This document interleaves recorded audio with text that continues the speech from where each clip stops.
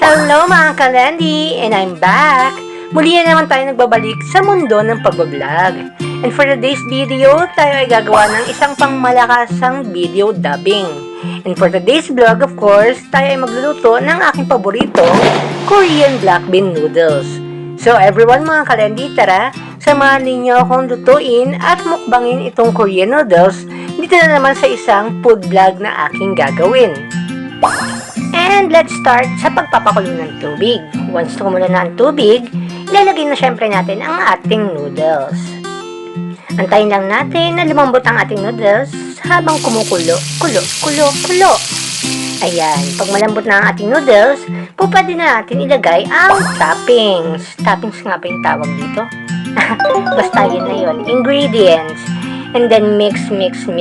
Haluin para kasabay maluto ng noodles yung nilagay natin na ingredients or toppings. Antayin lang natin na lumambot.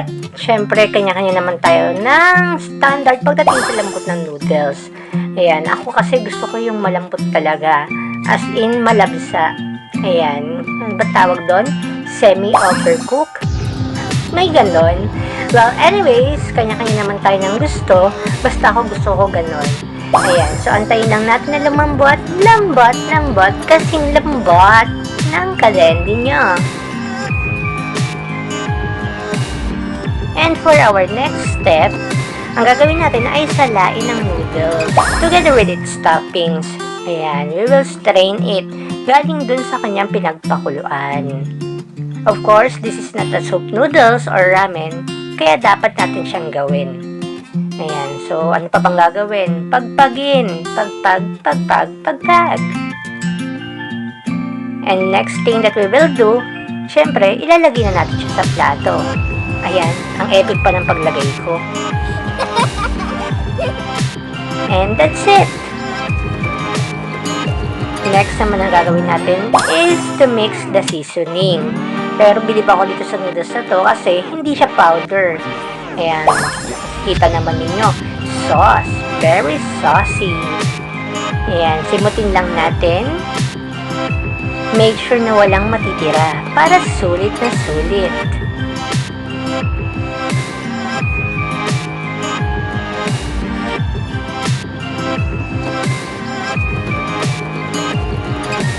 After putting the sauce or yung ating seasoning, ayan, syempre imimix na natin. Mix para mag-incorporate yung lasa or yung flavor ng black bean noodles natin sa kada hibla ng noodles.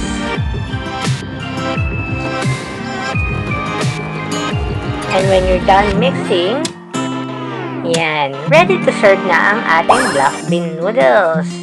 Enjoy!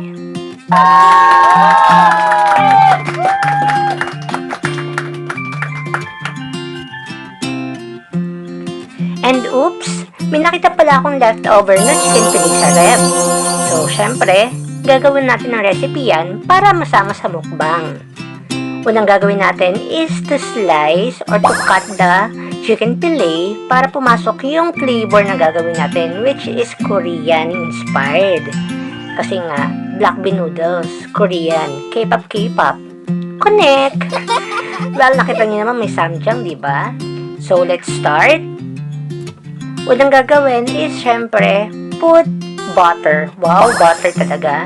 Margarine, syempre, sa kawali. Ito yung magsisilbing oil natin.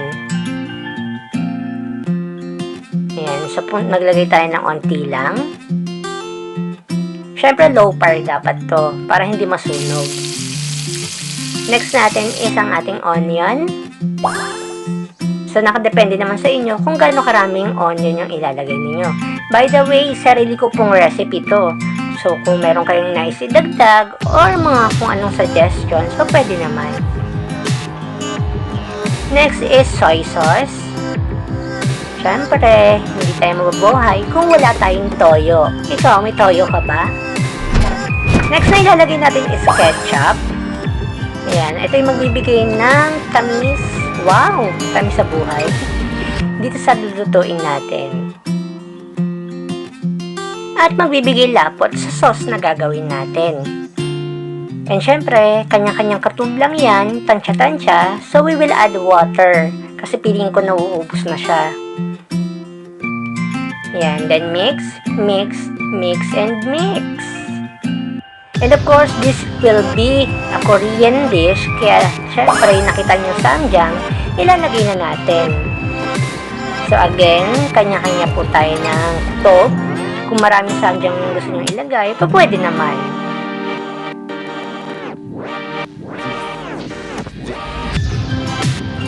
After putting samjang, ayan, piling ko kulang siya sa tamis, kaya mag-a-add tayo ng walang iba kundi sugar. Ayan, so again, nakadepende po sa inyo kung gaano katamis kasi yung magiging sauce niyo. Well, Korean dish, kung hindi spicy, sweet. Then, i-mix lang natin, haluin mabuti.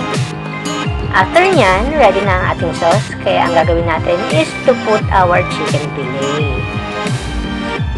Hayaan natin kumulo yung sauce natin dun sa chicken fillet. And of course, mag-basting na rin tayo katulad ng ginagawa ko. I-flip ang chicken, then basting ulit. Para manuot yung sauce, yung lasa ng sauce doon sa chicken fillet na ating mumukbangin. Then, it's done. Ready to serve. At dahil luto na ang ating Korean-inspired chicken fillet, ang gagawin na natin is plating. Yan. Bongga. Lagyan natin ng arte. Simutin ang sauce, of course. Pampalasa. Wow! Bongga niyang kalendi, ah. Sige, simutin mo pa. And there you go. Ayan. Pag okay na tayo sa pagsimot ng sauce, ano pa bang gagawin natin? Siyempre, hindi to kompleto kung wala tayong idadagdag na rice. Kaya, let's put the rice. O, diba, bongga? And hello mga kalendi. At tuluyan na nga ako nagpakita dito sa aking vlog. Dahil ito na ang aking favorite portion, which is ang pagmumukbang. So, ano pang inaantay natin? Hala, tara, tirahin na natin ang ating nilutong black bean noodles at ang Korean-inspired na chicken fillet. Ayan, sige, tira lang. Kain lang, kalendi. Kaya mo yan.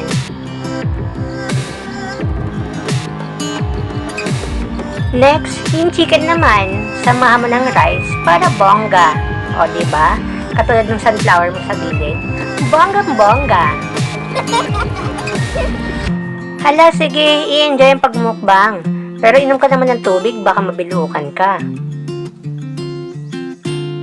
And I would like to take this opportunity para syempre magpasalamat sa inyong mga kalendi, sa aking mga viewers and subscribers. Dahil sa hinabahaba ng panahon na wala tayong uploaded video, pero andyan pa rin kayo, nakasuporta. And so again, thank you very much! So everyone, please like and share this video. At sa mga hindi pa po nakapag-subscribe sa aking channel, please subscribe and don't forget to hit the notification bell para ma-notify ko kayo on my next video.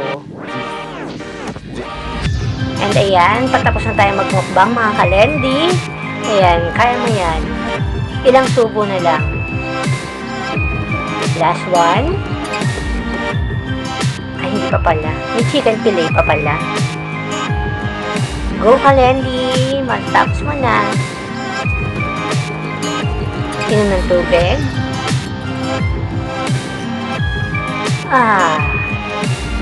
Oh, ano yan? Ay, may buto pa. Wow, chicken fillet na may buto. Ngit.